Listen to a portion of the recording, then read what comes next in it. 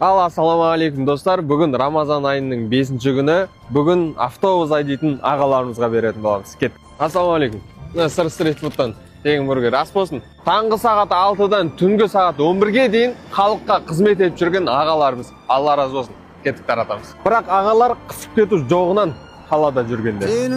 Ассалаумағалейкум. Сырдан бургер ауыз ашарға. Ас болсын. Ассалаумағалейкум. Ас болсын. Ассалаумағалейкум. Ас болсын. Көк асын. Ассалаумағалейкум. Ас болсын. Сырдан бургер ауыз ашарға. Сыршарға. Сырстай сұлтан. Ішінде бургер, су бәрі бар. Сау болыңыз, жолдарыңыз болсын. Міне достар, бүгін 5-ші күнімізді аяқтадық.